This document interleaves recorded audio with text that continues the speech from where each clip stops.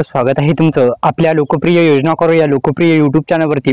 मित्रांनो, अखेर शेतकऱ्यांच्या बँक खात्यामध्ये नुकसान भरपाई आजपासून वितरण सुरू होणार आहे। अनेक शेतकरी बांधवांच्या खात्यामध्ये जे वितरण आहे ते सुरुवात झालेली आहे। अखेर नुकसान भरपाई जी आहे ती खात्यामध्ये जमा होणार आहे। गोंदिया जिल्ह्यातील सप्टेंबर 2024 मध्ये झालेल्या अतिवृष्टी पूर परिस्थितीमुळे निर्माण झालेल्या मोठ्या प्रमाणात धान्य पिकांचे नुकसान झालं होतं आणि या नुकसान भरपाईचा अखेर जो रक्कम आहे ती खात्यामध्ये जमा होण्यास सुरुवात झालेली आहे। अखेर त्यांच्या खात्यामध्ये हे पैसे जे आहेत ते जमा होण्यास सुरुवात झालेली आहे।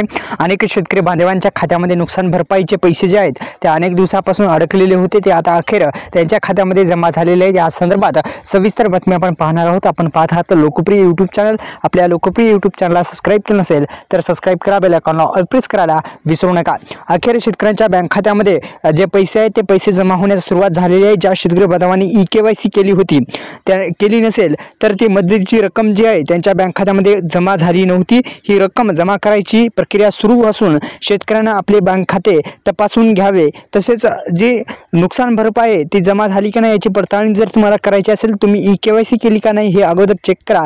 ई-केवायसी केली असेल तर तुमच्या खात्यामध्ये नुकसान भरपाईचे पैसे तुमच्या खात्यामध्ये जमा होतील। अतिवृष्टी नुकसान भरपाई अखेर जे पैसे आहे ते जमा होण्यास सुरुवात झालेली आहे।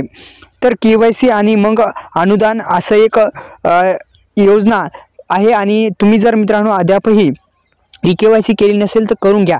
एक महत्त्वपूर्ण सूचना आहे, आपण ई-केवायसी जर करायची असेल तर CSC सेंटर किंवा जे महा ई-सेवा केंद्र असतं तालुक्या ठिकाणी किंवा आपल्या गावामध्ये महा ई-सेवा केंद्र असेल तिथे जाऊन तुम्ही जे पैसे आहेत पैशाची या केवायसी करू शकता। ई-केवायसी केल्याच्या नंतर अतिवृष्टी नुकसान भरपाई तुमच्या खात्यामध्ये थेट जमा होऊन जाईल।